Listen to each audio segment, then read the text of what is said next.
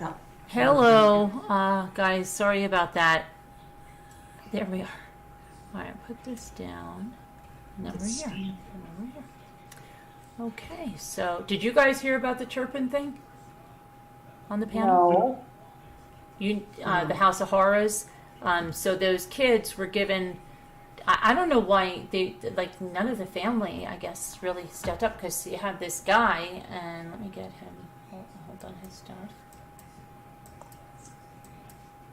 They went from like one abusive situation into another, which is really crazy. All this stuff down.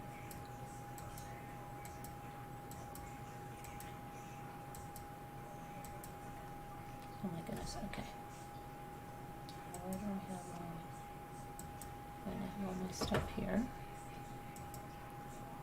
And it was the two sisters and the guy. I get it. Not bad.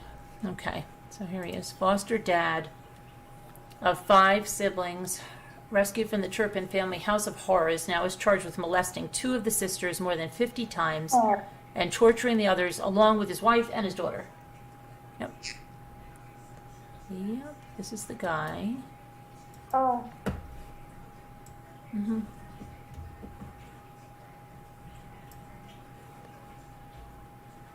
So according to the charging documents, okay, this is a foster dad, Marcelino Alguin, 63, and he's been charged with 7 counts of committing a lewd and lascivious act on a child and 6 counts of torture. So 5 of the children were rescued and placed with this couple, his wife Rosa, 58, but his daughter Lenny's 37 they've been his reign of terror was said to have been aided and abetted by his wife Rosa 58 and daughter Lenny's 37, who may have both been hit with multiple child abuse charges, one of witness intimidation and another of fraud. And it says that, let's see here. According to the charging documents, Marcelino targeted 2 of the girls, one of whom was 14 at the time, for sexual touching on their buttocks and upper thighs more than 50 times. He also told them they were sexy, recommended they not wear undershirts, said they had beautiful skin, forcibly kissed them, and pulled a minor on top of him. And that was written by investigator Thomas Salisbury, who wrote that in the affidavit to support the charges. When he was asked by the Daily Mail if he was a pedophile and whether he regretted his treatment of the Turpin children, he said, "F you," and hid in his garage. Let's see. The story of the Turpin children's rescue from their abusive parents, Dave and Louise Turpin, now 60 and 53, made global headlines in January of 2018. One daughter escaped from the house, you know that, and she managed to call 911. The children in the house were aged between 2 and 29. The younger ones were placed in foster care. For 5 of them, that meant going from the frying pan into the fire when they were fostered by the Alguins, according to these court documents. The Alguins allegedly forced the children to take part in confession circle talk, where they were made to admit to their past sibling abuses, which their biological parents forced them to do. The confession circles allegedly began soon after the children arrived at the Alguin home, despite the foster parents' knowledge of their egregious, lifelong, severe abuses the minors had suffered at the hands of their parents. One of the male Turpin children was singled out for extra abuse and was repeatedly imprisoned in his bedroom, cursed at, demeaned, and separated from his sisters. They also intentionally ruined his media devices. All 5 were threatened with never seeing their older siblings again if they didn't comply with the Alguins' wishes. The Alguins had a total of 9 foster children, and they allegedly gave a 5-year-old girl who is not one of the Turpins sleeping pills and then forced her to stand, ringing a bell in her ear and spraying water in her face so she would not fall asleep. This was all while repeating the revenge phrase, "You don't let us sleep, we're not letting you sleep," investigator Salisbury wrote. The little girl collapsed and fell on the hard tile floor. It's crazy. They also locked the girl identified as victim number 1 in her home in a room for 9 hours a day and failed to change her diaper. They frightened victim number 1 by telling her spiders were in the bathroom. They held her in that dark, noisy, scary bathroom which contained a large decorative spider at one point. Despite victim number 1's crying, panicked pleas to be let out, they beat victim number 1 with sandals. They choked her, they threw her, and knocked her front tooth out by throwing her down several steps. Both Marcelino and Rosa are certified foster caregivers and were approved to take in the Turpin children by the Riverside County Children's Services Division. They live in Paris, the same Riverside County, California town where the Turpins had shared a home with their biological parents. Both Turpin parents are serving life sentences after being found guilty of systematically abusing their 13 children by beating and starving them, chaining them to a wall as a punishment, and allowing them just one shower a year. But for the younger siblings, the nightmare started all over again just months after they were freed, when they were placed with the Alguins in April of 2018, who then lived in a 5-bedroom home just 9 miles from the Paris home the children had shared with their parents. Salisbury and Lenny Alguin scratched the top. Salisbury said Lenny Alguin, that's the daughter, scratched the top of one girl's hand, and when she was holding a metal coin, moved her hand close to an electrical outlet, saying, "You want to get shocked?" The Alguins also encouraged 2 of their foster children to fight with each other, calling one a filthy a-hole and the other a mother effer, while another was told that she would end up as a white piece of shite on the curb just like her biological mother. They are also accused of physically abusing those same 2 children. Rosa is said to have dragged one of them by the hair, which resulted in her hair being pulled out. A neighbor, who asked not to be named, said that Marcelino and Rosa were often seen with their foster children until March of 2021, when the police arrived at the home and arrested them. The Alguins sold their home for $500,000 the following month and moved into the property next door where they have lived since being released on bond. All 3 are set to be arraigned next Monday, with Marcelino facing a life sentence if he is found guilty. Riverside County has hired an external law firm to investigate the treatment of the Turpin children, after it emerged last year that the adult Turpins had been largely left to fend for themselves and were unable to access cash raised for their care. And here's the 2 daughters and the parent there. Let's see here. Joshua Turpin, 29, said he had been denied funds to purchase a bike and had been turned to Google it by his public guardian when he needed help. Meanwhile, Jordan Turpin, 21, said in an interview with ABC that she was completely unprepared for the independent life when she summarily turfed out of a foster home when she turned 18. The rescue of the 13 children came after Jordan, then 17, managed to escape from the family home and dial 911, despite never having spoken to anyone outside of her family before. When the cops arrived at the Paris property, they found some of the children, then aged between 2 and 29, chained to the wall. Depraved David and Louise regularly beat and imprisoned their children, fed them just once a day, and only allowed them one shower a year. They were also forced to live a nocturnal existence, were tortured by being shown food that they weren't allowed to eat, and forced to march in circles in the dead of night. When they were allowed to eat, their diet consisted largely of bologna sandwiches, and due to starvation, they all appeared younger than their real age. According to Jordan, her parents justified the horrific abuse by quoting from the Bible, telling the children they would even be justified if they killed them. In an ABC interview that aired last year, she also told how she thought she would die after escaping her parents to call the cops. She said, "My whole body was shaking. I couldn't really dial 911. I think it was us coming so close to death so many times. If something happened to me, at least I died trying." David Turpin is currently in the protective custody unit at the Corcoran State Prison, while his wife is serving her sentence in Central California Women's Prison.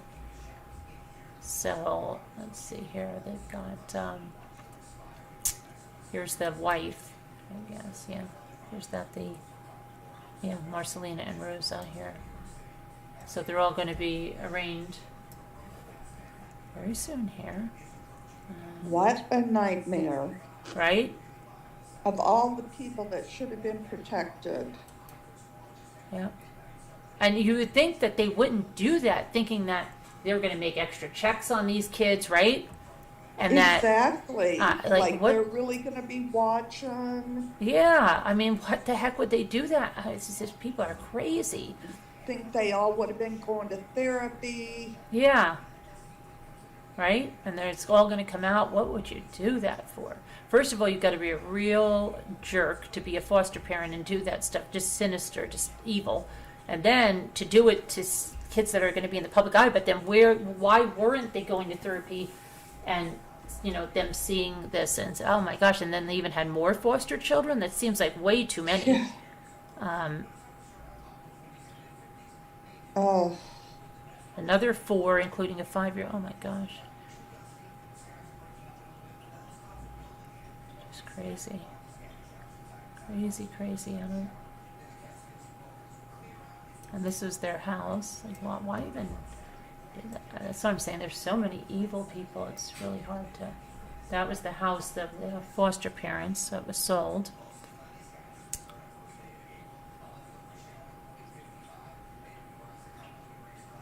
Those kids, I mean, gosh, how could they even, with all of that abuse, all in those early years like that, and then they didn't even get the money that was raised for them, and they get abused again. They're going to need they've missed so much that they needed, Yeah, they got to be thinking, well, this must be the way the world is. So how could they ever lead a normal? You know what I'm saying? How could they ever? Oh my gosh. They really won't ever recover to full health and welfare. They're just damaged now. Yeah, it's so sad. I mean, they just take kids and they just damage them. And they're like, what the heck? They had so many kids just to abuse them. First of all, that couple, which is, don't even understand that. But then they would dress them up and do a, Sound of Music. Was that supposed to be the Sound of Music? I don't know what that was supposed to be. The Elvis stuff, the chapel where they dressed them all, and then thing 1, thing 2, whatever they did. I mean, just to do that, like here they are, and this is what I don't get. They're all there in Vegas, and everybody's smiling. Oh, this is great, and we're going to go back and chain you up to the beds, and we're just doing this, How? It's bizarre. I don't know. Jimmy, could you lower that, please? They have consciousness of how things are supposed to be. You're supposed to be clean and wear nice clothes and be fed. They knew all that was wrong. Mm-hmm. The 1 shower a year is probably to go to Vegas there. Yeah. I don't know, just so messed up.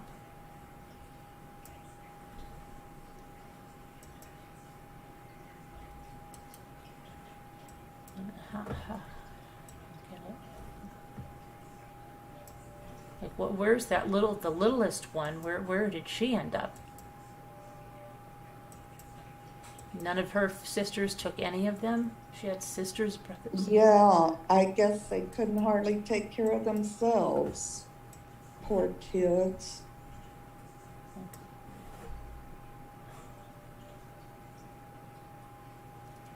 I don't know. So crazy. Let's see what else we have in these Turpins. And then so with the money,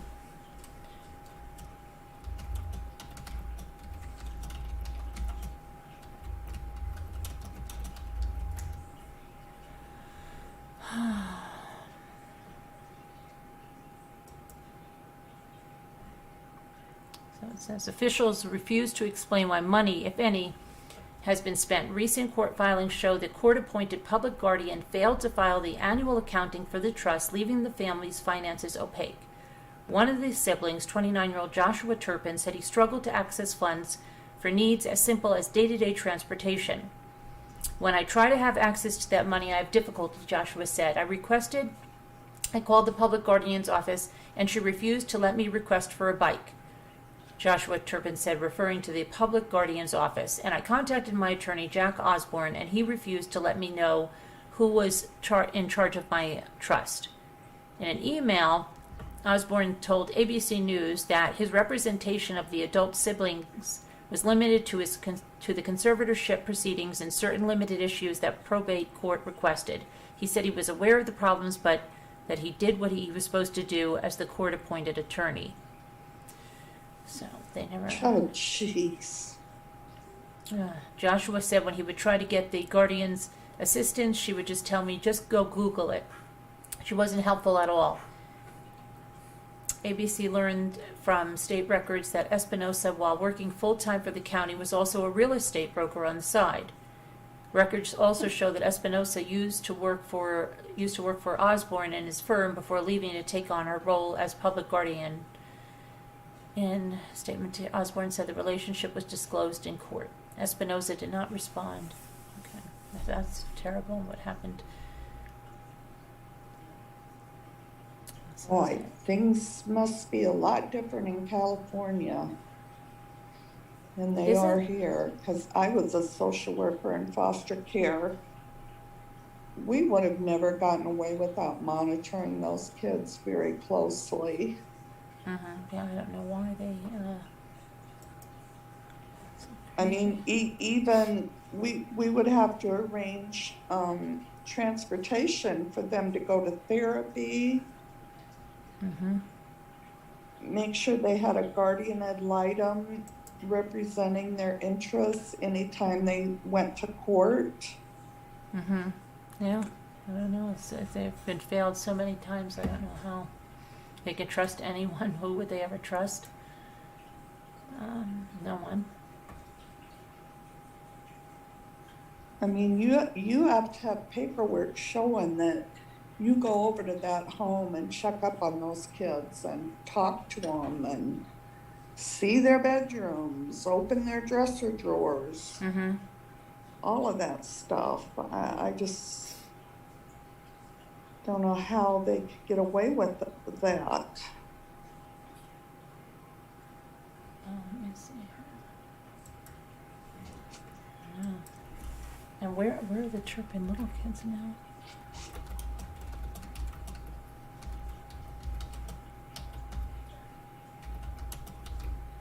Are they even monitoring the ones that are in, care now, or they're more being abused? Yeah. Let's see. Where are the siblings now? Yeah, because a few of those kids, they're really young. Oh yeah, the one was 2, so she's 6 now. Because where does it? Yeah, so it would be 6, the youngest one. See, they're young enough to still be adopted by someone. They shouldn't have to stay in foster care. They could be adopted. Yeah, so the 21-year-old, the girl, one of those girls says, I don't even have a way to get food right now. Her sister, 33-year-old Jennifer, said, where I live is not the best area. Oh, gosh. Melissa Donaldson, the county's director of victim services, told the network the children felt betrayed by the county. Did we see kids having to not have a safe place to live or stay at times? Yes. Did they have enough food at times? They did not. They had to go to churches and eat because they didn't know how to manage money, and some without housing at times.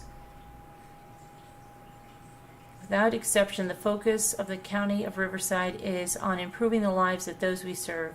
We are committed to protecting the safety, health, and welfare of the most vulnerable in our community and to safeguard from harm and exploitation. While our dedicated staff work tirelessly every day to accomplish that, there have been instances in which we seek to protect have been harmed. Those we seek to protect have been harmed. Yeah, that's one of those instances. Well, they didn't try very hard.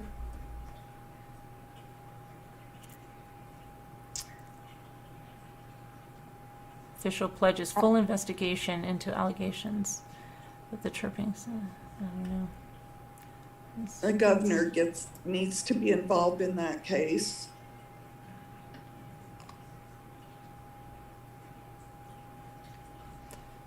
Crazy. So these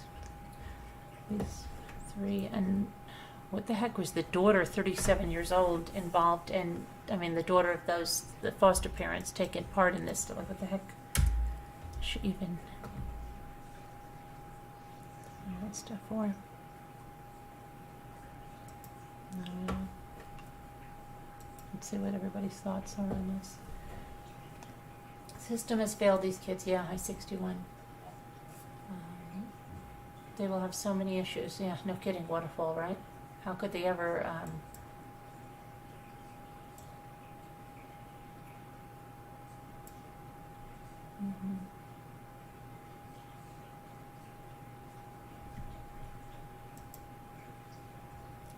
Was this just brought to the news recently? Well, no, the charges just came out. It was brought to the news in 2021 about that they had suffered abuse, but it wasn't listed what that abuse was until just now Oh, with the gosh. foster parents. So that just came out in court documents, and then there is an arraignment that's going to happen on Monday. Oh, geez. Mm-hmm. Let's see.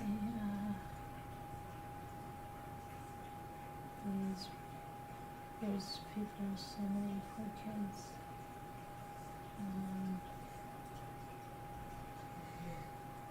Snow remover, they had bikes outside the house that were never ridden, just sun bleach from sitting there. Hi, Nike girl. What pieces of scum? Where weren't these people checked on more? I don't get it either. You think that they would be going through intensive therapy.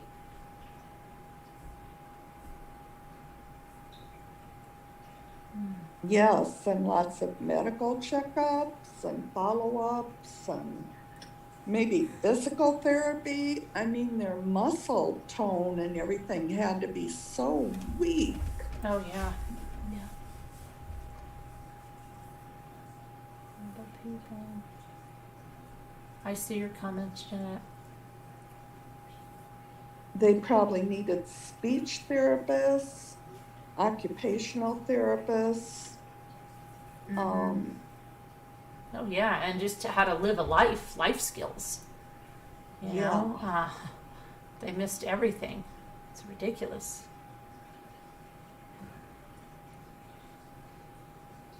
Tutors that came over. Oh.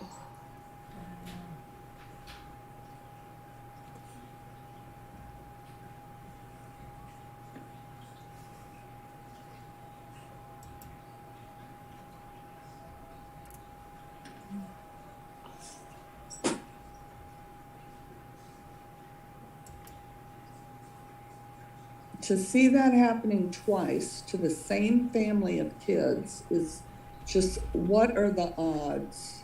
Mm-hmm. Yeah. Oh. You know, and then they didn't know. They should have been like so. I would never put them in a home with 5 other kids because these kids didn't know even how to live. You know what I mean? So of course you're going to have behavioral issues. That's enough to deal with. Where they put them in a home with somebody else has 5 other kids, foster kids. Oh, you know, I mean, they should have been getting attention. You know, like I said, they don't even know how to act. They were chained in their bedroom. So of course, now if you probably listen to this couple, I can just guarantee they're going to say, "Oh, you don't understand. These kids, you know, they were out of control or whatever, right? Had all these behavioral issues and this and that. And that's not what happened, and they're lying to you, whatever." But that should have been expected, that these kids are going to have a lot of behavioral issues, and the family that took these kids in should have been a family that was not just, you know, past the whatever to be foster care. They should have had people that dealt with, extensive trauma like this and, Absolutely. and not had 5 other kids to care for. That's too many with what they were dealing with. It's just crazy.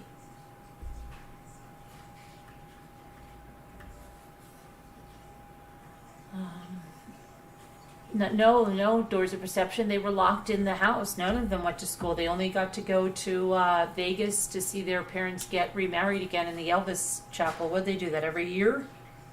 Huh. No, they kept them totally locked away and limited their food, limited everything. And how many kids were there, Carolyn? 13. Oh my gosh. Yep. I haven't followed this case, so I don't know anything about it. I don't even know how she continued to keep getting. I mean, literally, she had kids between 2 and 29. Oh my gosh, no way. Yeah. Yeah.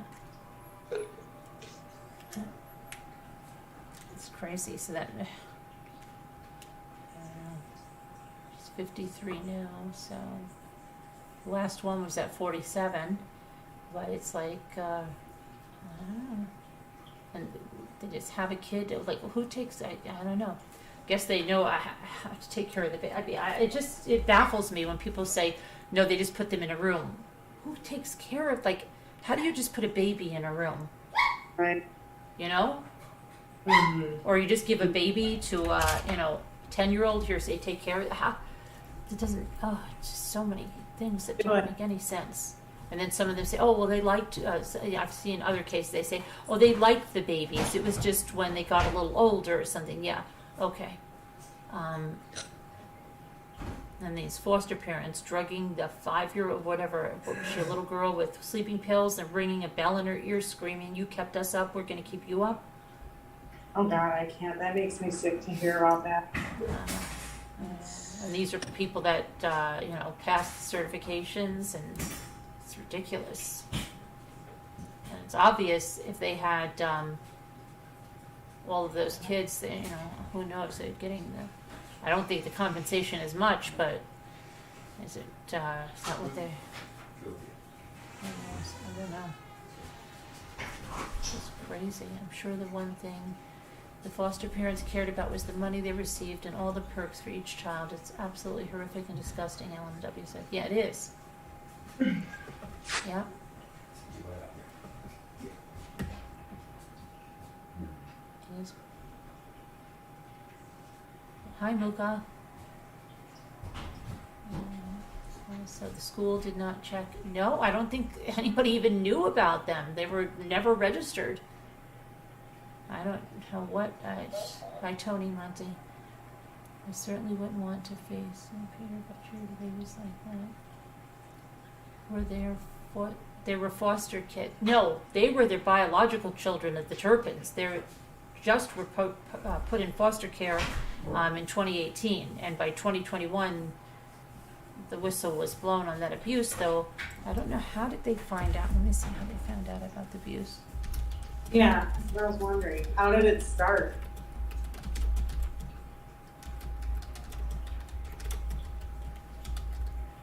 Like the whole thing of them getting busted. Yeah, I have to get that police report.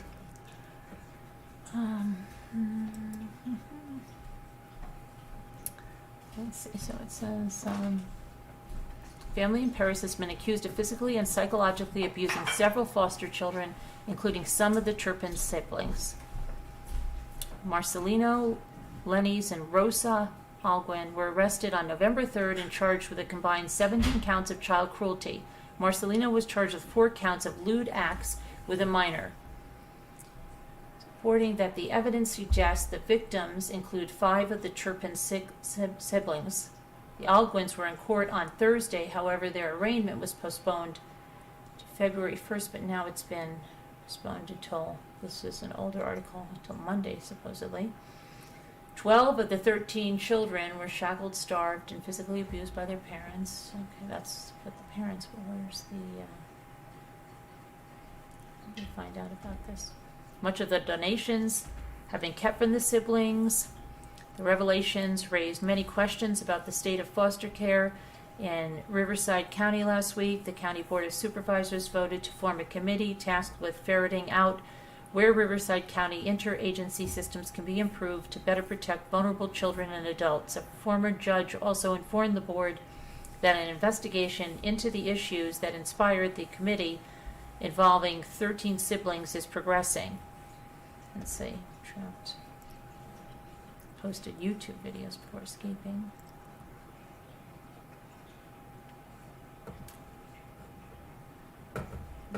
Let's see if I can find something more recent.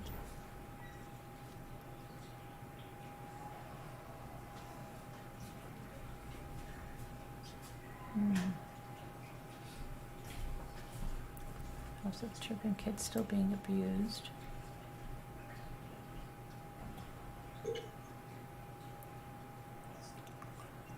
Some of the older siblings have resorted to couch surfing because they didn't have secure homes.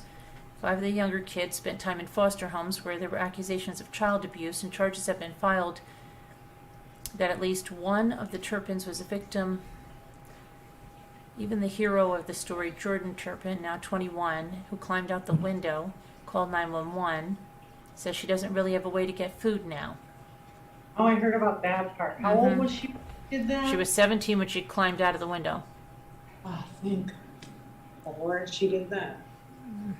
And they have $600,000 that was donated by strangers to help them after their case was revealed, but they can't access it, and they don't know where it was, and no one can say how much has been distributed to them, or why some requests, like a 29-year-old Joshua Turpin asking for a bicycle so he had transportation, was denied.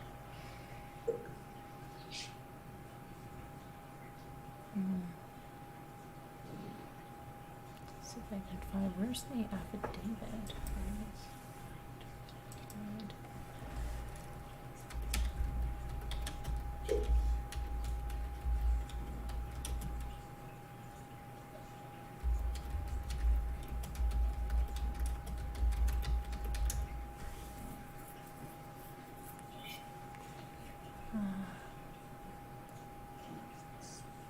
Foster dad.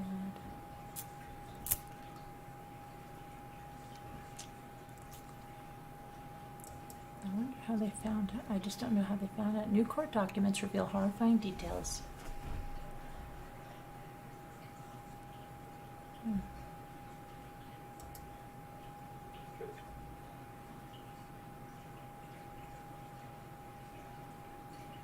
Salino targeted the 2 girls, one of whom was under 14.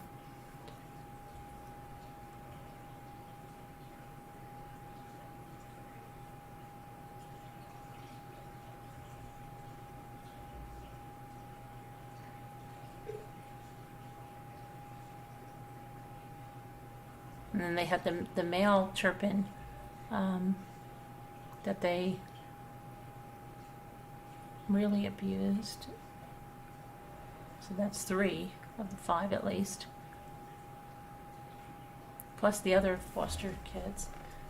Where are they all now? All over That's the what place? I'm wondering. They've been placed, I guess, in another home, but who's to say they're not being abused now? It doesn't sound like it's gone so great.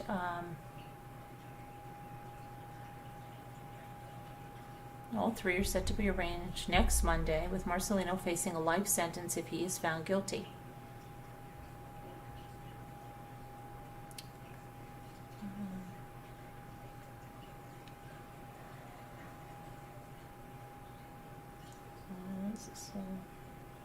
Department of Public Services, Riverside, California, where social workers made the decision to hand the Turpin children to the Algonquins in 2018.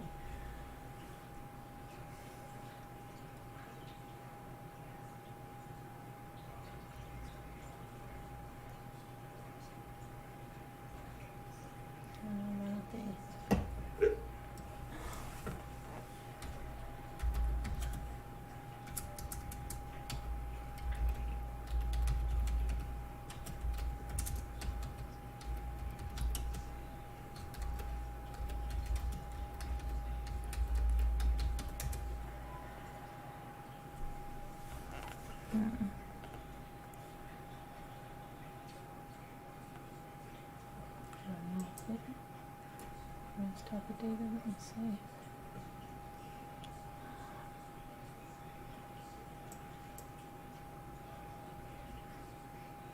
So they don't show the documents, so you can see how they haven't set up anything about that except who the investigating officer is, but not how they found out. Did a social worker finally go there? I mean, how did they find out?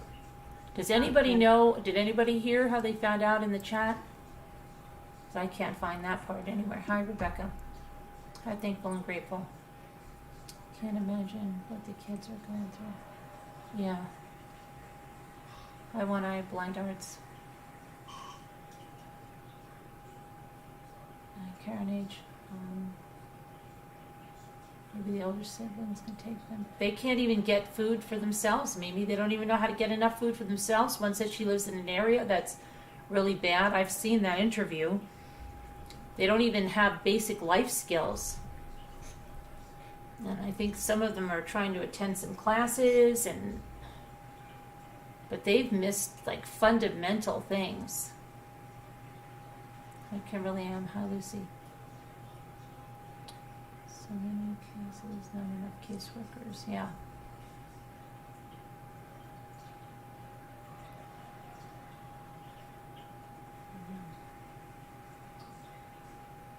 Well, it's okay. One Eye Blind Arts.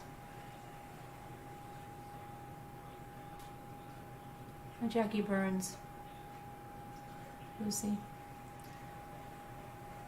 But completely broken system, yeah. But you just think they would have like really been watching. Is it who makes the well? Let's put them in this house where these people have 5 other foster kids.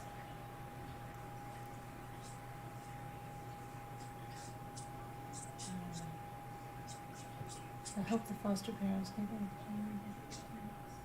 happens when in. Hi, Margot K. Yeah, it's crazy. I don't know. I honestly don't know how they could ever really go on. If you think about all the PTSD, all the craziness.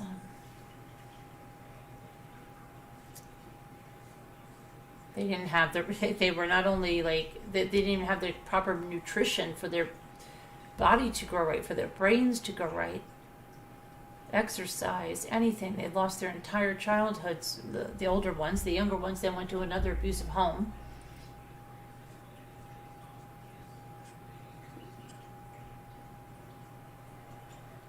They should have been placed in like some kind of group home where they were alone with somebody that could teach them life skills and help them, the older ones. You know, I mean, it's just, how do you take kids that were never left a bedroom and just, okay.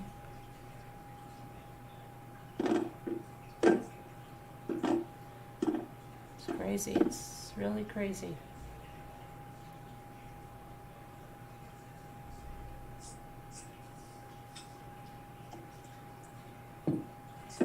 As many cases as there is, it just keeps happening again. I just think because they have nowhere to place these kids. And so they're just placing them somewhere.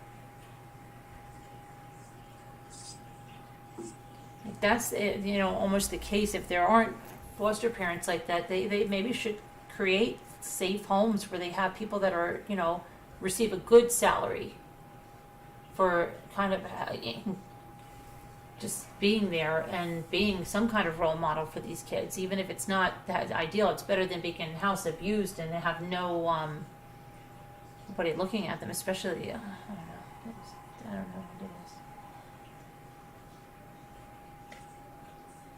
it is. I don't know. You must see a lot of foster kids in your class, Kobe, right? Yeah, it's really horrible. Like we do, we just did a home visit for a student that wasn't coming to school anymore. And those are very eye-opening. It's always a horrible experience. Yeah. Cockroaches lining the wall, Ugh. adults with no clothes on from the waist down, Oh my walking around gosh. normal. I mean, And this is what the kids are living in, entire families of 11 years old and 11 years old, of 11 people in a one-bedroom apartment, you know? Ugh. It's so sad. So, and that's my job most of the time, is giving them life skills. Yeah, Teaches them these things, you know? right. Yeah. Sad. And the pandemic, because a lot of them had a better life at school than they do at home. At least they got food Yeah. and stuff like that. And Yeah. And that one boy, just, you know, just mentioning, he loved coming to school. mm-hmm. And pretty sure he's gonna be disenrolled in like 3 more days.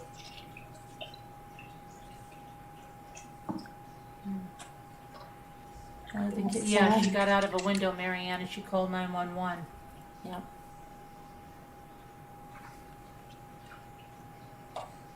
Good for her. Mm-hmm.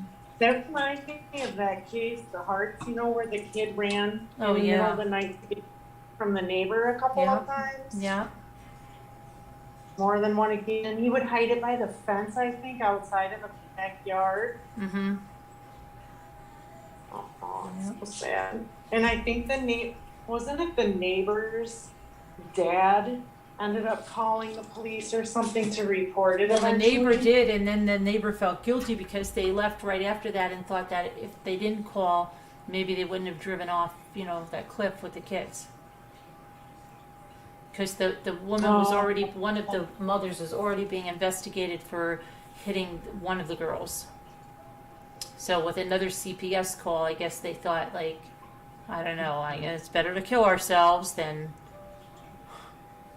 Oh, that's right. I'm so glad you said that, because I was thinking about it the other night and I'm like, why did they drive off the cliff again? Mm-hmm. Because they were pretty sure they were probably getting busted, right? Yeah, yep. Okay. So they that just makes drove sense everybody now. off. That makes a lot of sense. Unbelievable. That one still blows my mind. No, it was the daughter. It was the daughter, not the son. Doors of perception. 17-year-old daughter. It was 2 daughters that tried to do it. One ran back. She got scared. The 17-year-old called 911. But they also made some YouTube videos while they were in the house, and one of them has a TikTok. One of the Turpin kids? Mm-hmm. Oh, wow. I'll have to explore that at a later date. Like Kelly, but this is crazy.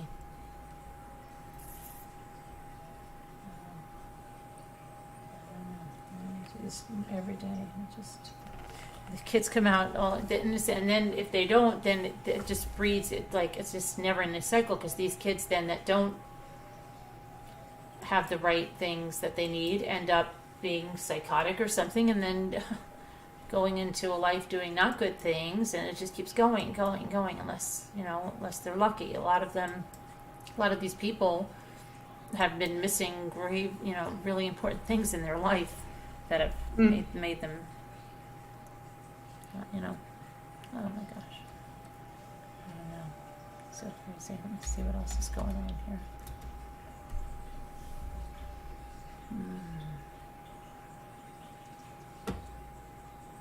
Naomi Irion, co-worker, describes the alleged kidnapper's suspicious behavior prior to his arrest. Okay. Let's see what he was doing.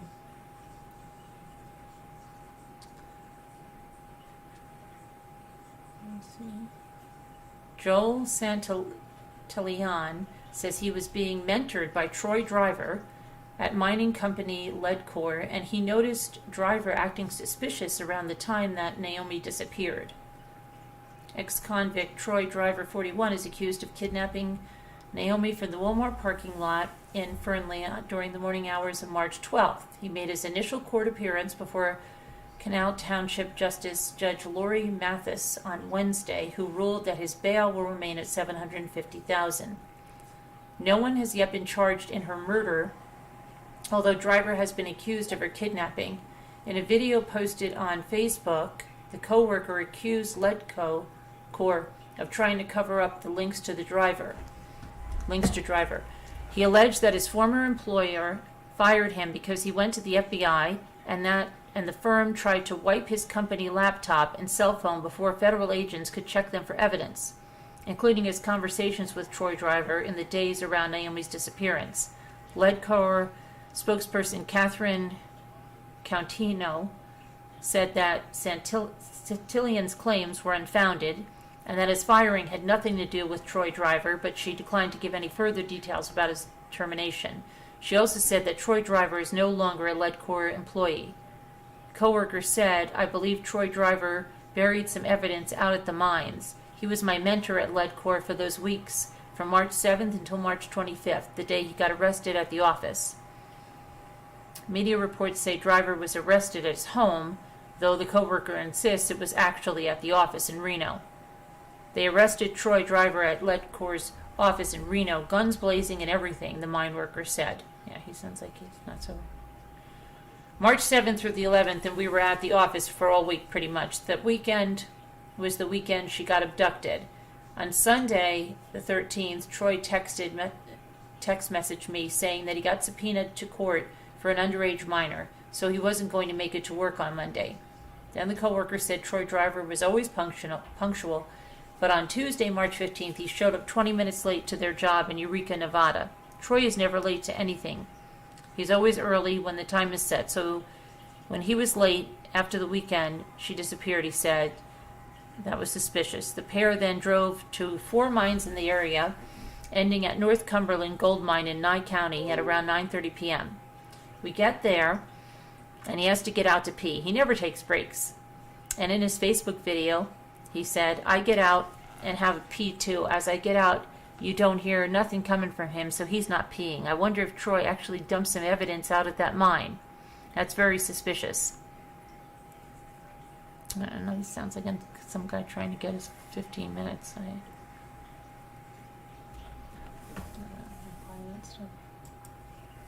It's already that he was arrested at home, and that's the report. This guy's already lying, so I don't put much in that. Let me see here. What else? Colorado mom charged with federal drug crimes after 16-year-old son ODs on fentanyl that she sold him. Colorado mother charged with selling drugs to minors, including her 16-year-old son who died of a fentanyl overdose, now faces federal charges with harsher penalties. A district judge in El Paso County dismissed state charges, none of which were connected with her son's death, against Maria Davis Conchi on Thursday. The new federal conspiracy to distribute fentanyl charges includes an amplifier resulting in death. That was not available on the state charges. Davis Conchi's son was found dead, his body blue, in the basement bedroom on the morning of January 31st. An arrest affidavit says they found drug paraphernalia on his bed and blue pills suspected to be laced with fentanyl in his drawer.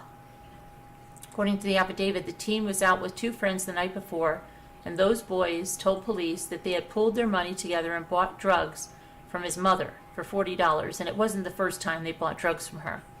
The boys said they bought drugs from her and a man she was frequently with several times over the beginning to late 2020.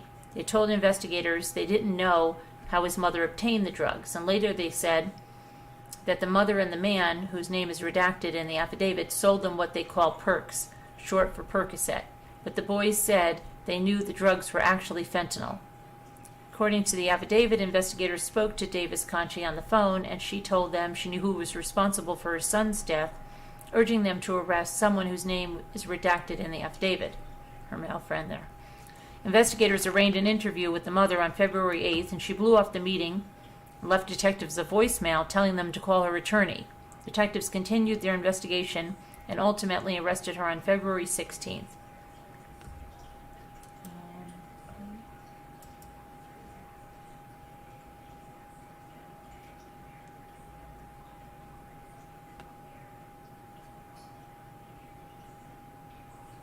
Oh, look at this.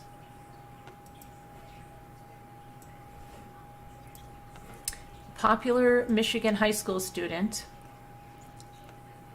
who died by suicide last week did so just hours after someone demanded money from him to keep a compromising photo from his parents and friends. Investigators at the Marquette County Sheriff's Office said they don't usually release information about suicides, but the parents of Jordan DeMay requested the release in hopes it could save a life. The Sheriff's Office said the investigators believe Jordan was extorted via social media over a photograph he had taken of himself. The perpetrator pressured him to pay to keep the photo private. He sent them money. He did send the money, but it wasn't enough. They wanted more. Seibert said the entire sequence of events appeared to have taken about 6 hours until deputies responded to the DeMay home just after 7:30 a.m. on Friday. I don't know how they target, Seibert said. The guy was very popular. He was athletic. He looked like the homecoming king. He said the extortionist initially contacted Jordan over a fake Twitter account posing as a teen girl who sent him a nude picture. Jordan reciprocated, and then things turned nasty. They told him they had all of his Facebook contacts and more from other social media, as well as his nude photo. Jordan paid them $300, but they wanted more. And then they said they'd start to send the picture out. Jordan said he couldn't pay them any more money. He said, "You win," and that he was going to kill himself, and they said, "Go for it." Hours later, the extortionist sent Jordan's picture to a friend of his and demanded money from her. She contacted John and Jennifer DeMay, the teen's parents, who contacted investigators. That's crazy.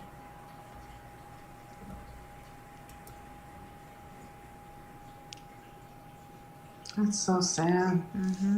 And they're doing, Oh. do you know, I got something on my Mommy Ramblings email like that a couple of years ago. It said something like, "We know what you did on your computer." I'm like, "Really?" And they're like, "If you don't do this," I don't know what they wanted. Something like, "If you don't send us money to do something, that this is," and you would tell they just sent this out to everybody, hoping that somebody did something on their Yeah. computer that they were ashamed of, kind of like that Black Mirror thing. And I was just like, okay, go for it. Bye-bye.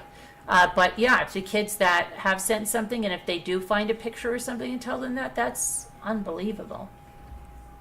They really need to have some kind of cyberbullying classes or something in schools, because there's so much that kids and youth need to learn that they have no idea until something happens. Yeah, but you know what? The social media, they have to have people that respond, right? If they don't respond, they should have something that, if someone does this, or tells you they're going to release a new picture of you if you don't give them the money, then they should, whatever social media that they're contacting them on, there should be like an emergency thing that you send that to, and they're right away do something about it. But not the way social media works today. It's just ridiculous. Yeah, I hate it for the kids like that. Yeah, and more are going to do it because it's just now that if it works for some, it's just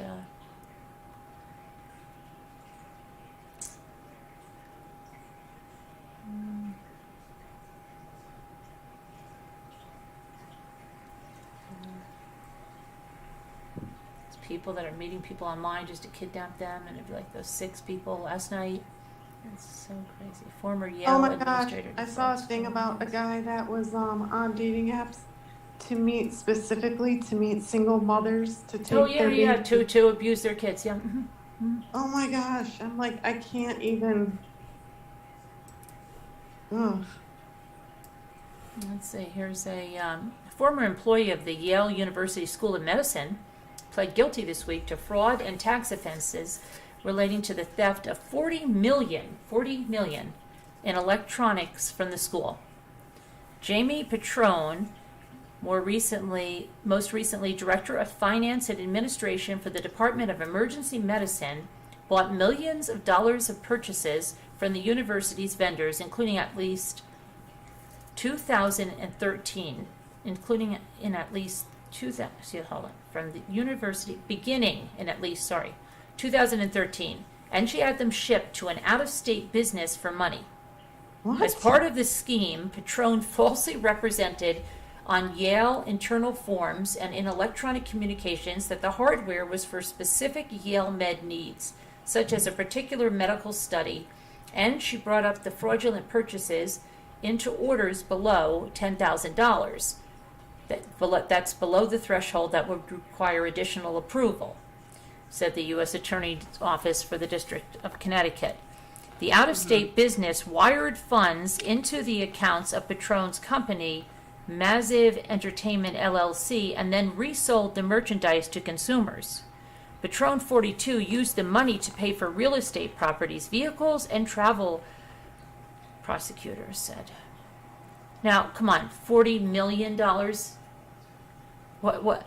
According to the U.S. Attorney's Office, Patron's theft cost Yale $40,504,000.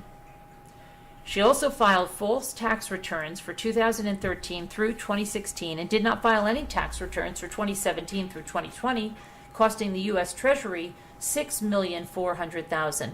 As part of the plea agreement, Patron will forfeit $560,000 seized from her company bank account, along with a 2014 Mercedes-Benz, a 2017 Land Rover, Range Rover, a SV autobiography, a 2016 Cadillac Escalade Premium, a 2020 Mercedes-Benz E450A, and a 2016 Cadillac Escalade 4-door Sport, and a 2018 Dodge Charger.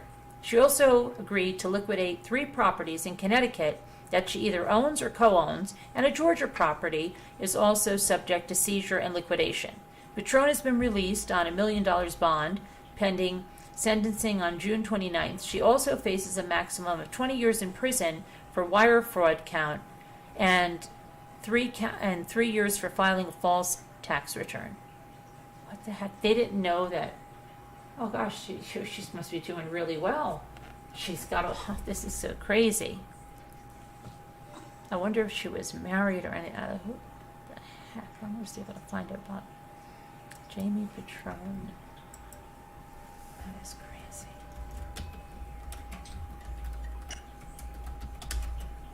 Patrone.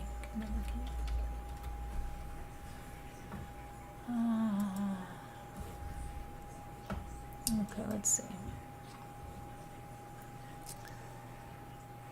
She would place orders for iPads and Microsoft Surface Pros for the college that all came under $10,000. She repeated the scam thousands of times over 10 years and sold the tablets to an unidentified business in Long Island. Patron Cordingham, who admitted wire fraud Monday, was first probed by staff at Yale in June of 2020 over her spending on computers. Now, how did they not notice at the university, right? I don't know. Patron, that's weird. Yeah, in any review, she was never Codrington, who blew her ill-gotten gains on 3 mansions, 5 luxury cars, holidays, and designer handbags, was finally busted by an anonymous tip-off made to Yale bosses about her antics.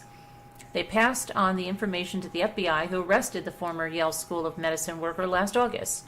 It's unclear how bosses at the college, famed for its $42.3 billion endowment, missed the industrial-level fraud being carried out by the scammer. Patron's brazen crimes even saw her apply for a PayPal loan using her work email address, which saw her send over 4 months of bank statements that detailed her lavish spending. Okay, let's see. This was one of her homes that she owned. Let's see here. The fraud money. Okay, as part of, let's see. Beginning in 2013, she ordered or had her staffers order millions of dollars in electronics, including Surface Pro tablets from Microsoft, iPads from Yale vendors using the school funds, and arranged to ship the goods to that out-of-state business in exchange for money, which she pocketed, according to the documents. She falsely represented on Yale internal forms and in emails that the equipment was for the Yale Medical School needs, such as medical studies. To cover up her crime, she broke up the fraudulent purchases into orders below $10,000 so it would not require additional approval. Let's see here. Court documents allege that over the course of 8 years, she used money stolen from the school to buy homes, cars, and trips. Here she is, pictured during a trip to Florence. Let's see here. Here's her trip to Florence. Okay. Oh, and here's them on the wedding day. Oh, that's her husband. Let's see. I wonder if he's involved in this at all. He doesn't wonder how she's getting all this stuff. She's pictured with her husband, Yeah. Italy. Yeah, I wonder. Come on. Oh, and here's their vehicles. Devious, her little smirks. And her purses and shoes. Look at those So on her nails. Instagram account. Nobody's wondering how she's posting this on her Instagram account. No one from that she works with is wondering how she is affording all of this. Yellow dagger nails. Wow. Yeah, apparently this is it says what does this say? Maybe she just had a story for everything. I don't know. Patron also shared a snap of herself enjoying a brunch in a lavish family home that she bought with money she stole from Yale. Court documents show that she ordered her stamp. Okay. So she had kids. Here's Oh, those another. boots are hideous. Then she bought this house in Georgia. Let's see. And some other vehicles.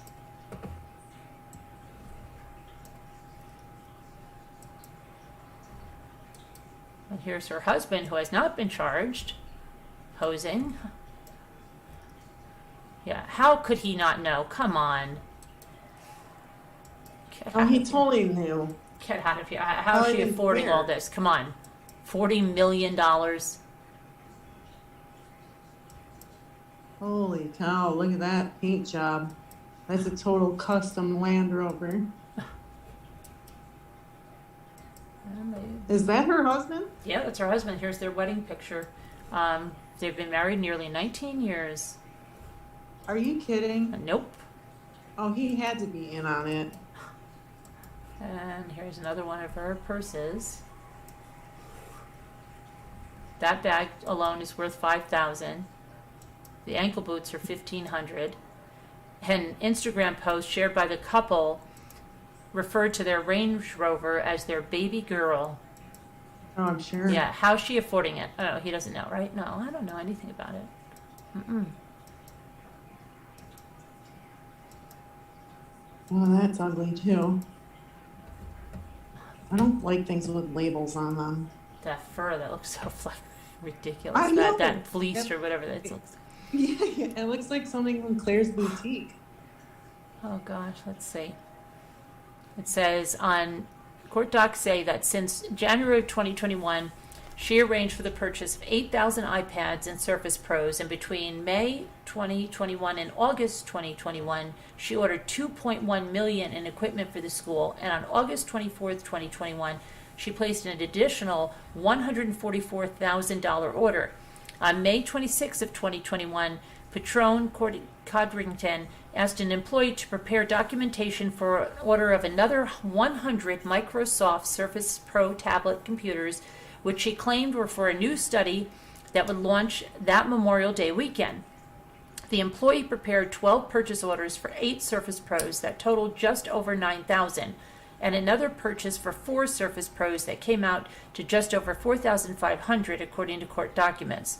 But those devices that were purchased by Yale were sold and shipped to a business located in New York, and when investigators reviewed Patron Codrington's bank records, they saw that this New York business wired her $71,800. Bank statements from February to May show hundreds of thousands of dollars in wire transfers to Patron Codrington from businesses that purchased the stolen equipment. While Yale officials notified law enforcement on August 25th of 2021, the tip that ultimately led to end the scheme was received by word of mouth sometime over the last year, according to documents. See, this is what it is. When these people start scamming and it comes so easy to them, and she's doing this for like almost 10 years, right? And everybody thinks, oh, they're so good at it, they'll never get caught. They always do. It's just like the bank robbers. Because then the money's coming so easy to them Yeah. that it's like, oh, more and more, they buy more and more, and then their payment, everything they owe on this stuff is more. They got more taxes, more this, more that that's due, so they have to scam more money, and they're used to living like that, and they've got to go, and then they just can't stop it. It's like, oh, I'm just one more bank. It was the biggest heist ever, right? And they're always going to get tripped up on one little thing. That's what So happens. is that like an addiction like gambling is? Probably, yeah. Once they start living like that and it comes so easy to them, like they can, you know what I mean? Just like she fills out these things. It says, the court documents do not indicate the exact date Yale officials were alerted, but they say that for unspecified various reasons, that the university was not able to mount a concerted investigation effort until about July 1st of 2021. Before she was busted, her 10-year scheme was used to fund an enviable, luxurious lifestyle. In total, Patron caused a loss of approximately $40,500,000 to Yale. The U.S. Attorney's Office stated, $40 million. Patron used the proceeds of the sales of the stolen equipment for various personal expenses, including expensive cars, real estate, and travel. Specifically, according to court records, she used some of the misbegotten funds to purchase 3 homes in Connecticut and 1 in Georgia. So she had 4 homes. Then the 2014 white Mercedes-Benz G550, 2017 red Land Rover SV Autobiography. I guess it's called the Autobiography. A 2015 black Cadillac Escalade Premium, a 2020 red Mercedes-Benz, a 2016 white Cadillac Escalade, and a 2018 Dodge Charger. The 42-year-old swindler used some of the stolen money to buy a $580,000 house in Lithia Springs, Georgia. Let's see. And her husband of nearly 19 years, Jamie's, her name is Jamie, and his name is Jamie's, Jameys, yes. Is it where it's an A? Oh, you just said it. Never mind. Codrington displayed the family's impressive collection of cars on his business Instagram page, which also features photos of the couple enjoying dinner at Gucci Garden in Florence, Italy in July of 2021. Jamie's, the husband, 44, has not been charged in connection with his wife's scheme. She also failed to pay taxes on the tens of millions of dollars she received from selling the stolen equipment. She filed false federal tax returns for the 2013 through 2016 tax years, in which she falsely claimed as business expenses the cost of the stolen electronics, and failed to file any federal tax returns for 2017 through 2020, costing the U.S. Treasury more than $6.4 million. She now faces up to 23 years in prison when she's sentenced for her crimes on June 29th. The U.S. Attorney's Office for the District of Connecticut said, as part of the plea agreement, she has agreed to forfeit $560,000 that was seized in her bank account called Massive Entertainment Bank Account. This is probably your husband's business page. She also has agreed to sell the 3 homes she owns and co-owns in Naugatuck and Stratford, Connecticut, and use the money to make restitution to Yale University and the government. Her house in Lithia Springs, Georgia, is also subject to seizure and liquidation. According to Zillow, the 5-bedroom, 5-bath home has an estimated value of more than $580,000, and she's currently free on $1 million bail pending her sentencing. Whose money was that? That bailed her? Yeah, I know, right? Because they can't use her much. Probably can't use that money anymore. They probably froze all her accounts. Yeah. Oh, gosh. What about Jamie's? Her husband, is he in the slammer? Jamie's? No, he hasn't been charged yet. But how could he not know this? Come on. Oh, come on. What is her freaking... I want to find her freaking Instagram. He probably took it down. His Instagram. I want to pull up the house. I bet it's super gaudy. Yeah. Probably has like shag carpet everywhere.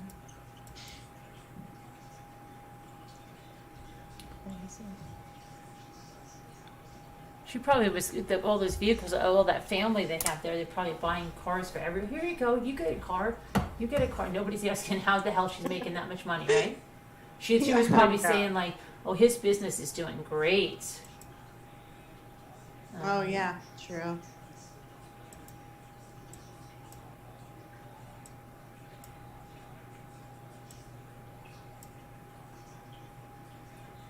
What does that thing over her sink say? What does that say? Something, everything but the kitchen sink or something. And I love that Instagram photo, and you close the thing behind you, so your Ray's barbecue sauce is not showing on Instagram. Okay. Where is it? Where, I bet you they, what is the name of, that's probably the husband's thing. Let me see, his business page. It said,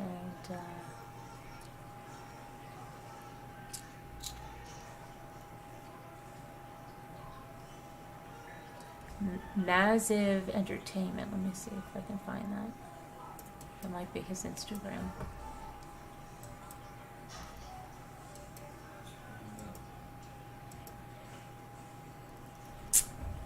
Oh, Jamesy, he comes right out, a CEO owner of Massive Entertainment LLC. It's a privately owned corporation focusing on photography, video production, and graphic design. That's his LinkedIn. And then he's got a website, let's see. Oh, look, this is their website. I guess this is him? Yeah, this is his website. Check this out. Oh, let me go back in the room. I gotta check. Hold on, let me move this over. Go over there. Gotta see this. This is home, love, okay, about. Okay, that's your about page, doesn't say anything. Maybe he sanitized things. Wedding videography, photo shoots, weddings, engagements, special occasions. So that's what he's doing, graphic design and video production.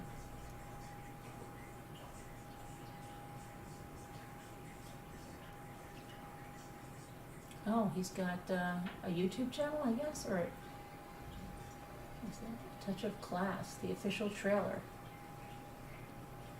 I guess he did their videography, but where's his Instagram? Let's see where his Instagram is. Massive Entertainment.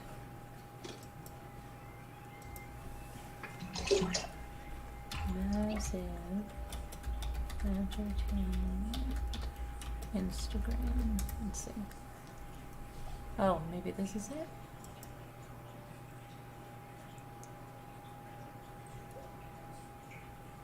This can't be it. That's not it. Oh, a touch of class. He's got that too. Lithia Springs. My name is Jamesy. He's got another one. Codrington, proud artistic owner of Massive Entertainment, a touch of class. For the past 20 years, I've provided. He's got a Thumbtack listing here. He's provided no class. He's on Thumbtack. Professional and high-quality photography, videography, and graphic design services. He does family sessions. He does weddings. Okay, so where's his freaking Instagram? Here's his Instagram. Let's see. Okay, but this is all of his photography on that. Where's his? Let me see if he has video piece. This is his photography Instagram. Pull that over, but that's not the one that they're showing the pictures of. This is just.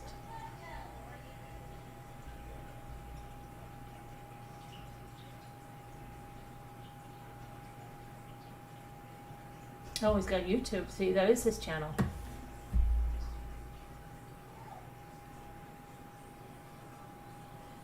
He only has 547 followers. Let me see. Oh, wow.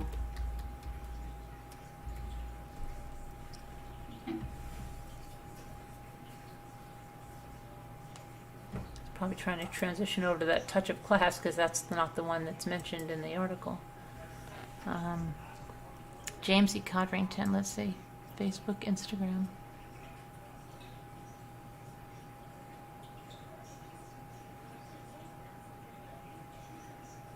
And there's 2 different ages for him.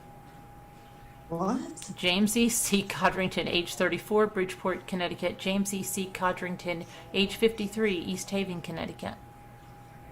And then he's got James E. C. Codrington, age 44. Oh, he's definitely creating all these aliases. He's probably into this scheme. So, I don't know, Naugatuck, Connecticut, where they have another house. He's 44. And then another one, James E. Calvin Codrington, age 48, Baytown, Texas. James E. C. Oh my gosh. He'll end up going down right with her. I guarantee you he's on this, allegedly. Oh my gosh, why does he have the same thing at all those different ages? Jay Codrington to Milford, Connecticut. That's gonna be him. Jimmy, could you lower that, please? Thank you.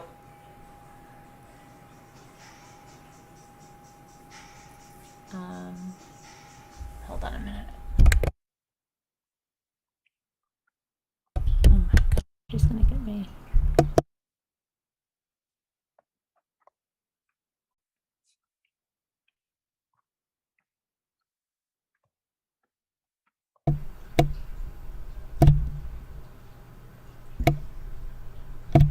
Can you hear me now? Yeah. Okay, I good. can. Okay. I didn't know what I did to my mic. Interesting. James E. Codrington lives in Milford. James E. Codrington. Where is it? Tinder, Twitter, Instagram. Let's see if this is it. Sorry, this page isn't available, so he must have taken it down.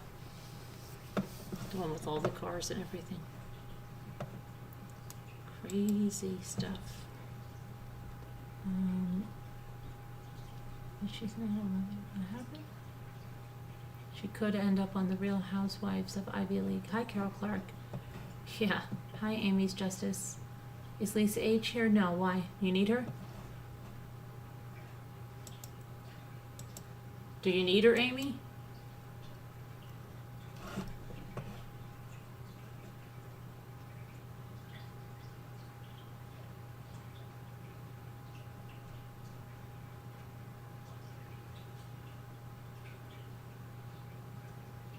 I'm starving.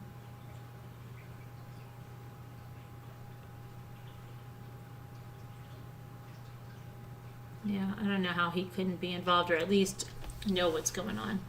Hi, John Masaki. How are you?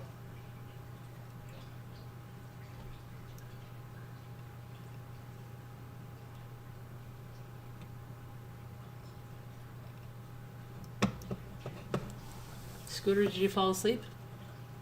Nana Patty fell asleep. What? Oh, Nana Patty, any news on your knee? Yeah, how's it feeling? I think Scooter and Nana Patty fell asleep. I'm awake. Oh, okay. Yeah, the doctor called me today. He said that there's a problem with something with my patella not growing to a bone like it's supposed to. Mm-hmm. He said that that's probably not from my fall. That's probably just something that happened. And what he's going to do is keep an eye on it for a few months. Probably, he said they like to give it a full year to see if it'll do its thing. If not, then I have to have another surgery. But Oh, that's a long wait. it is. It is, but I guess they want to see if it'll go ahead and grow like it's supposed to. Mm-hmm. But anyway, so we'll go ahead and do the genicular procedure on the 14th. It's like an outpatient surgery where they go in and burn the nerves in my knee and see if that'll help with the pain.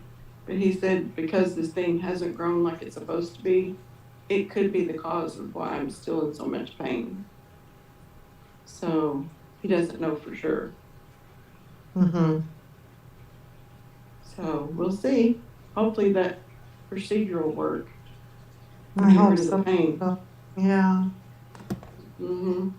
So you said that's what, April 14th? Yeah. Thursday, right? Okay.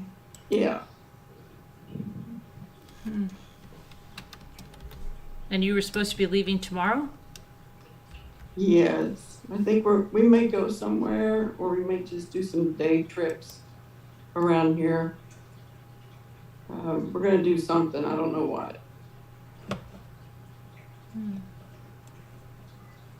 I don't really know what I wanna do, Really? You don't feel up to it? not really. And pretty much for the last several days since I fell, I've been having to use a walker to get around until today. I finally got off the walker again. Oh, wow. And then whenever we've gone anywhere, I've had to use a wheelchair. Yikes. Kevin says that, Kubi, my mother loved the earrings. Oh, good.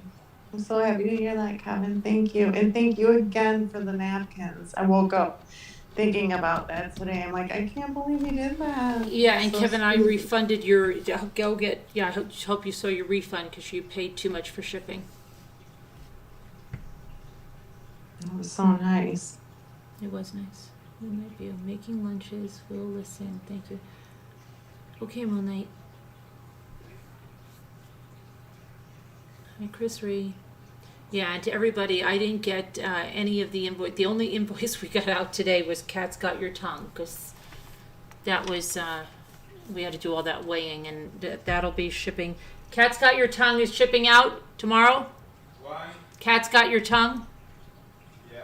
Shipping tomorrow, right? Okay, yes. Yes. Okay. Oh, and I won't do any of mine until Saturday, everybody. So just give me a minute. I've got to get boxes and stuff, which is hard for me to do during the week, but I can do it on Saturday and I'll have them all shipped out in a jiffy. No, Kevin. You do enough. Take it. Go get a coffee. Put your feet up and relax. Let's see. Kevin, rest tonight, right? Right, Nicole? And I am, no, I'm not saying. Let me see if I have an order in for like some outrageously beautiful napkins coming. Yay. Yay. I am so Oh my God, excited. the ones you got. I got the last batch I got from you today, and they're so cute. There's Yeah, so wait many till you buttons. see the ones that are coming. So I just painted all, I primed like a ton tonight. That's what I've just been doing. I just put everything away, but so it's all ready to just put the napkins on stuff tomorrow. Oh, I'm like waiting and waiting for them just to tell me what they ship. Your washer died today? Oh no, LMNW. How did it die? Did it live a long life or did it die early? It died early, that just sucks. If you don't have a warranty and it died early, that really sucks. I know, Robin. Death of Naomi Ariane, yeah. Oh yeah, that's horrible. What an awful case. I mean, who doesn't know that there's cameras in a Walmart parking lot, part one? I mean, lucky for us and my family there is, but I'm just saying, is it criminal? You have to buy a new container. Wait till you see the ones that are coming in. They're gorgeous. Absolutely gorgeous.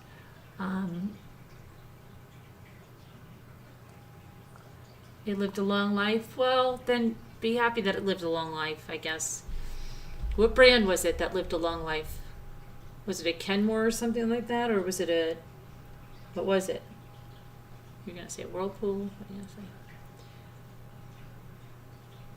And paper. Oh, my paper. Oh my gosh. Yeah, cardstock. It's ridiculous. What movie did you guys watch last night? We didn't watch a movie. Oh, People okay. were yakking and yakking and yakking. That's fun too, though. Yeah.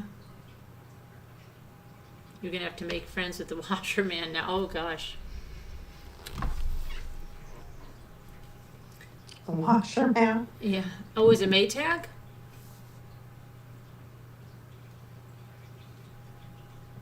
cheap shipping is not one. Well, you should have, yeah, that shells are heavy. And you know what? It's actually, cat's got your tongue, believe it or not, when I had an imposter, it sounds so crazy, who used to be a good friend of mine, well, and she told me she was dying of cancer and came to visit me, spending 2 weeks with me and my family, and then went back and desperately needed craft stuff and everything. And then a doll that supposedly she had thought about on the day she was diagnosed with a very aggressive brain tumor. This sounds like a Lifetime movie. A very aggressive brain tumor, told me that she wanted nothing but this doll. So I found this doll and then proceeded to send it to her along with all these other goodies for Christmas. And just the shipping alone on that was like $130 just for the shipping. Plus all the stuff that I bought her because, you know, she's dying and these are her bucket list things, and send that through. Yeah. What kind of doll was it? It was a Sasha doll. The one had to have the blue gingham dress, the one that, and this is all a fantasy of hers, that she had when she was a little girl when her family was annihilated, and when they took her to the Poughkeepsie Children's Home, which never happened because she lived in the UK, not in New York, that somebody pinched the doll on her, and the way she said it, and I'll never forget. What does that mean, steal it? Yeah. And when she got, fake diagnosed with the horrible news of this horribly aggressive brain tumor, that the only thing she could think about was that doll in the blue gingham dress. And yeah, so Carolyn found her the doll. Psychopath. Yeah, oh yeah. And then I'll never forget, it was like all in her head, like she lived this life in her head. And we were doing she had to have private crafting because, she couldn't possibly do it on a regular Zoom.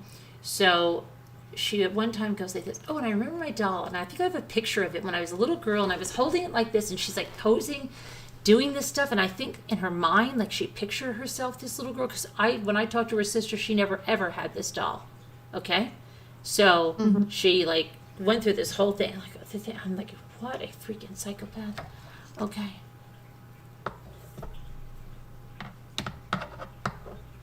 But yeah, that all to tell you that the shipping is expensive. Yeah, well, my stuff made it to Annie B in Ireland and was zero money, so that's good news. Yeah, but this thing that Jimmy sent with UPS he sent it on a Friday, and she received it on a Monday. What? Yep, that's unbelievable, isn't it? When the other package got returned to us. Oh my gosh, did it have its own private plane? I don't even understand how, when she told me that, I couldn't believe it. Uh-oh. What? Are you muted? No, we're not muted. Or frozen. We're frozen. No, we're not. Now No, I You was did wondering frozen. if she was frozen. Who? We lost you for a few seconds there. Oh. No? Now it's back on track. Yeah, well, the prices we get through PayPal are discounted, and Jimmy said they're about the exact same as Pirate Ship. They're called ShipStation. But then UPS ended up being really fast for Annie B. Jimmy had to drive it to the hub, though, because we don't have a... Muted. Can't hear. Frozen. Okay. Well, I wonder if it's because we're supposed to... When's our other stream starting? Hold on. Hold on. Let me see. I'm just gonna redirect them to the new stream.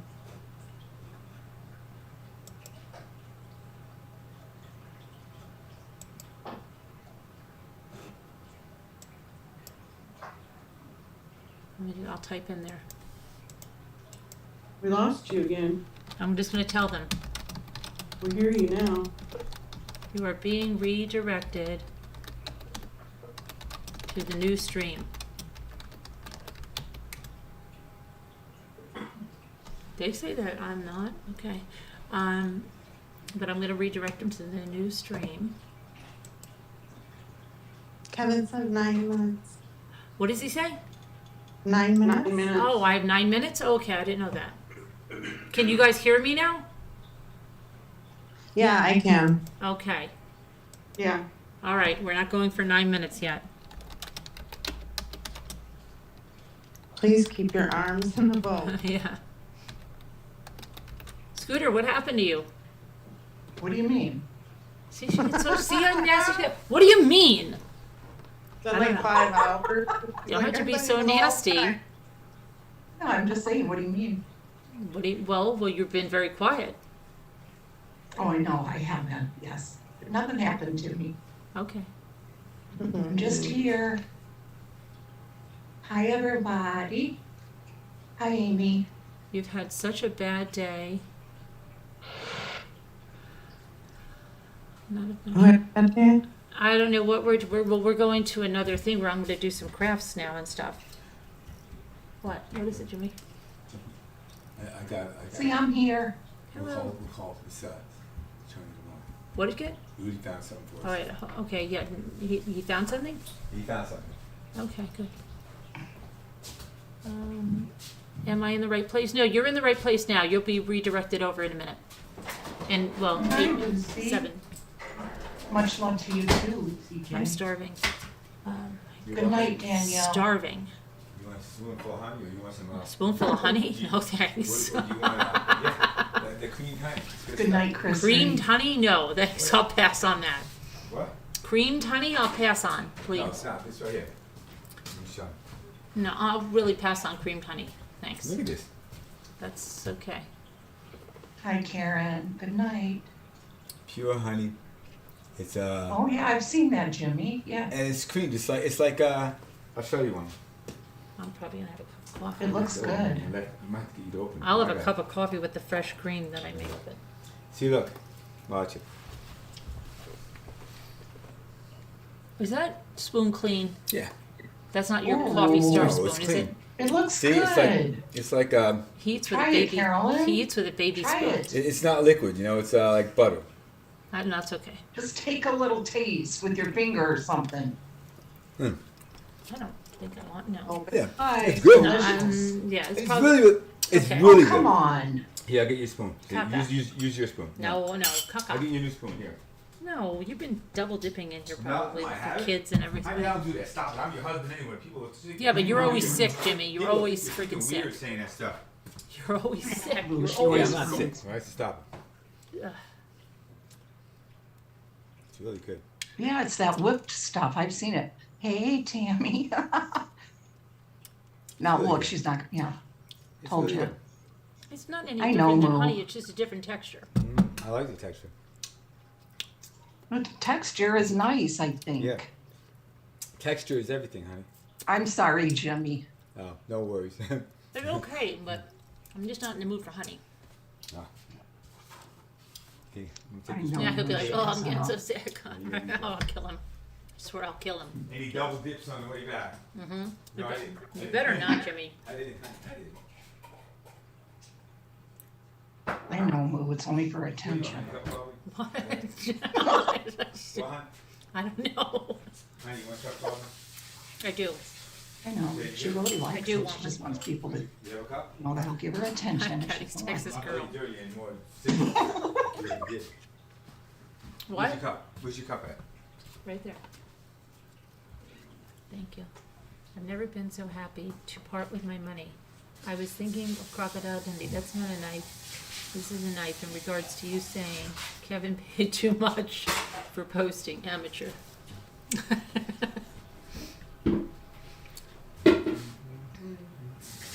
I know.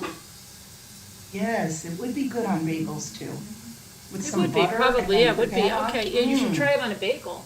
I've had it before, like I that. mean, it tastes think. good. I don't know why Luke doesn't like it. It tastes just like honey, but it's more spreadable, I guess. Yeah. Creamed honey. So Luke doesn't like it? Luke doesn't like it, right? No, look, I think he does like it. I thought you told me he didn't like it. No, I thought he did. I'll find out for sure. Oh, I can't. bet he likes it. Double dip everything.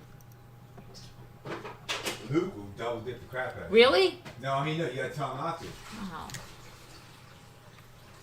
I guess we'll that's got find my out. tongue. what I she's didn't gonna order do. her stuff. Yeah, you would have been okay. I think it's the shells that the wire ribbon. Listen, I shipped somebody napkins in Australia. It was $39. That was 2 bags of napkins. Cat's got your tongue. So it was the shells that were heavy and that threw you over the top there. Can I tell you? I don't know. Uh-oh. What? I think I put you on a big cup of coffee, you know, I think. Oh, put me on a big cup. Because, Yeah, you maybe know, over she there, has to you know, have, over there. she has to be number One one. time, Ice around. remember it.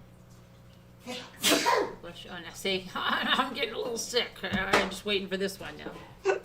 Well, I didn't know that when I gave it to you. Okay. I don't talk like that. Okay. How do you talk? I don't say, I don't know that. I'll say, honey, I didn't know I was sick, you know. I thought I was well. Hi, Tina And it Lambert. sounded like, I didn't know that. Okay. I know, I feel bad for Jimmy too. Oh, stop. And a pack of tangerines. A pack of I mean, tangerines? little thing, little cup. A couple tangerines. Hey, Sherry Shirley. Hi, 61. Sure, Shirley. Hi, everybody. So now, Kevin, is it time to change ships? What did I say? 12:45? Oh no, we have 2 minutes.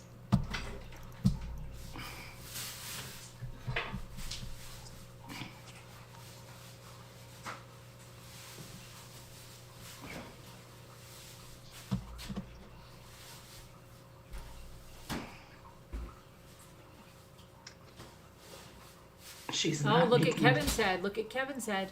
Just Huh. repeating. Shipping rates are going up April 3rd. Be aware. Oh, Oh. Oh.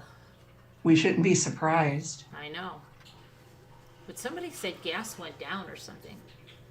I believe it did a little, Yeah, yes. Jimmy spent $105 Don't go to the grocery to store, fill up his though. No, tank. it hasn't was not happened. $105. Stop telling lies. It was $105. 104. Oh, 104. 104 has been changed. Spreading lies. I about passed out the other night when Lexi and I went up to the grocery store to get quote unquote a few things. $230 some dollars. Oh, yeah. Unbelievable. Yeah, Unreal. it is. What kind of vehicle? No, it wasn't her. No, that wasn't her gas, Jimmy. He thought you spent that on gas. He goes, what kind of vehicle does she have? She spent that on This groceries. truck takes a truck with the lot double- of gas with double though, tanks. like geez. Cause my tank holds 30 I said, gallons. just like Jimmy, right, to get this truck right before the stuff goes up. He should have That's never. how I, But the Dave's thing is, truck it takes holds a lot too, 30 gallons. Carolyn. That's how trucks are. yeah, that's why everybody's probably getting rid of them, and Jimmy buys one. No. No. Yeah, nice Yeah. truck. In the wintertime, People when you need need that something like that, trucks. it's great. Nice, drive smooth. Yeah, goes great. anywhere. Runs you into the poorhouse. No. You drive right into the poorhouse with Everybody, it. everybody's the same. Everybody's in the same boat, honey. Drive Your right car's into pretty bad on it. gas too. Anyway, You'll be driving into the poorhouse in style. yeah. Honey, Aren't you your glad car- we got this truck? Yeah. Hey, Caddy. Where you going? I'm going to the board. Going to the poorhouse with it. Thanks. Oh my gosh. That was When like you coming that. back? I don't know. That was that Dennis the Menace cartoon. You remember that? The Right. husband goes, "Where's Dennis?" to the mother, and she goes, she comes down and she says, "What did you have to say that we're going to the poorhouse? The poor kid's upstairs packing." That was the Dennis the Menace's. I love how you can remember all that Oh, stuff. because that was hysterical, wasn't it? What'd you have to say? We're going to the poorhouse. The poor kid's upstairs packing. Yeah, but you don't get it, honey. My truck holds twice as much gas as yours. And you Yours said- costs like $50 to now fill up, he's sniffling. and mine's This is $100 great. to fill up. You get me sick, you're dead. Yeah, but I can go twice as far. So No, it just, all it does is he uses it twice as fast. Yeah, I know. well, Is that tea or coffee? Coffee. I didn't know what was Honey in your coffee? What? Honey in your coffee? No, I didn't put honey in the coffee. Oh, I thought you Oh, said you I did. wanted a little. Where's my? I was gonna put a little bit of cream in here. You gonna put some white? I was gonna put a spoonful of the cream in there. I wanted the cream. Hey, Karen. Okay, I Hey, gotta. Deborah. Hi, Nate Mark. Yeah, I do. Carol Clark. No, Okay, I've gotta go. You can't hear it tonight. Why? What happened? one. I feel like a stage 5 How's Nana? clinger. Time for the new live. Yeah. Nana is, she might have done something with the kneecap not Oh, you want this growing one? right, correctly, or, Really? right, or something. Wow, they really dug into that. So what are they gonna have to do? Oh, Carolyn, Yeah. Yes, before I forget, yes. guess who came into my reading last Oh, I night? know, Ashley Vestal, Oh, how'd you know? because I was her, Huh? because I was her. You were not Come on, give me a her. sec. You done? Double dip. No. No. So were you there or did somebody tell you? She told me, she said, is it okay if Huh? I go into that live? And I said, well, I don't know. And then she said, okay. I said, all right, this is the one time. Don't make it a habit. Did you ask her how her dates are going? No, I didn't ask any of that. Okay. I just told her that I would, tell you that she was here, that she was there, because we'd been asking about her. Okay, now people in the chat, I'm gonna get rid of you Hi, right now. Jackie. You'll come to the new one, okay? Everybody, let's see how many people we can get back. Let's see how well they follow instructions. Let's see. I'm ending this. I don't know why she does this move.